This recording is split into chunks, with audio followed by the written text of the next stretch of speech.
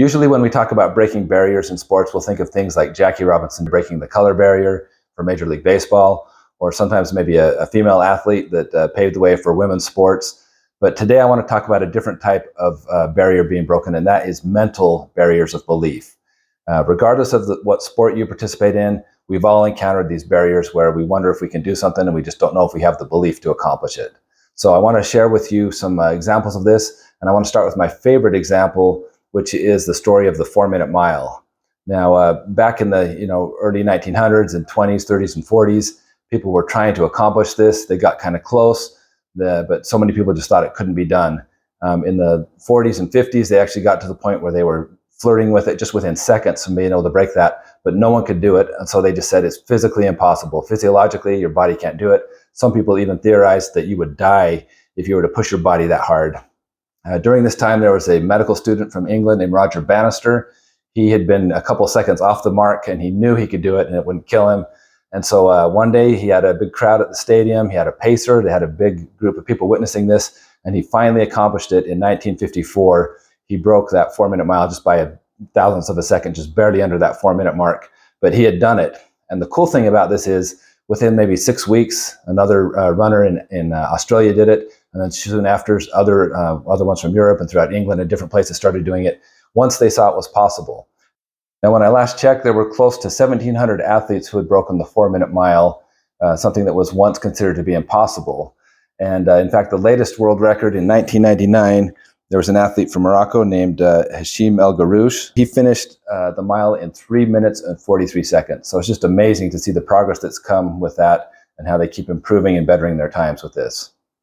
Now, obviously, we know there have been improvements in running surfaces, in technology, better shoes, better training methodology. All those things contribute to better, faster athletes today than there used to be. But at the same time, I really think the biggest change is just that belief factor, knowing it's possible, that someone else has done it, and that has opened up the way for other athletes to build upon that and continue to improve on that record. Another example where I've seen this is in CrossFit. Over the last couple of weeks, they've been announcing their open workouts. And I've seen some of these athletes do workouts that they did maybe 10 years ago, and you'd see what the standard was back then, and it's amazing how far they've come, how people are just destroying those prior records on the same workouts. Here's some footage of Annie Thorisdottir back in 2009. I believe this was her first CrossFit Games, and she's just struggling to get this muscle up. You can see how difficult that is. Just this week, I came across this footage of Christy Aramo O'Connell cranking out 21 ring muscle ups unbroken. I mean, it's just amazing, though, the standard, the volume they're used to now. There's some amazing athletes that have come along in the last several years and just taken CrossFit to a new level, things you couldn't have imagined, 15 years ago when they were starting to have these competitions. Another place you see this is in the old school NBA. A lot of times we look back at the black and white footage from guys from the 40s and 50s and 60s, and we kind of dismiss how good they were. It's like they were milkmen and plumbers part-time that played in the NBA. The competition wasn't that great. There are people like George Mikan, Bob Cousy, Bob Pettit. These are people who were trailblazers, they were pioneers, and laid the groundwork for all these great athletes to come after them and build upon what they did. So I've got a lot of respect for some of those older guys, even though you might hear the name and think, oh, our current athletes are way better than they were back then. Plus, you got to give them a break. They played in freaking canvas Chuck Taylor shoes, and they probably had a pair or two of these all season.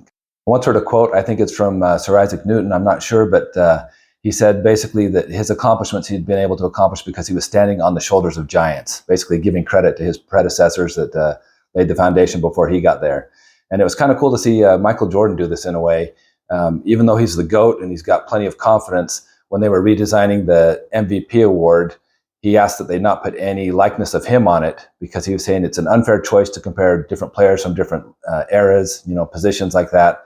So I thought that was pretty cool to see someone like Jordan still humble enough to and gracious enough to acknowledge the greatness of those players from earlier era.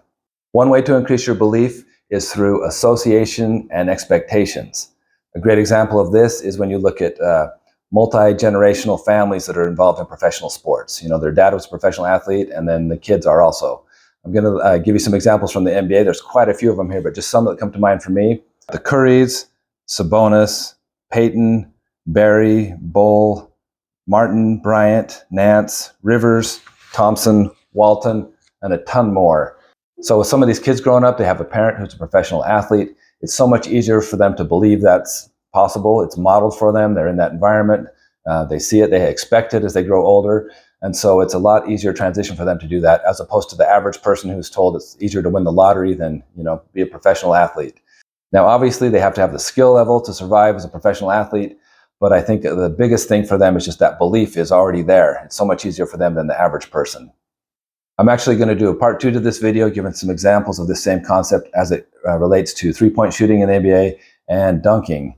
Regardless of whatever sport or activity you're looking to accomplish something in, or physical fitness goals you might have, it's just so important that you get the proper mentality, that you can get that belief level. That's why I'm a big fan of things like visualization and being mentally tough and things like that. It makes a big difference. Otherwise, as soon as you hit a wall, you'll see people that have great physiques, that are in great shape, but if they're not tough enough here, if they don't see it and believe it, it's going to be really difficult for them to succeed. Feel free to like, subscribe, and share, and stay tuned for more videos. Push the button. Do it.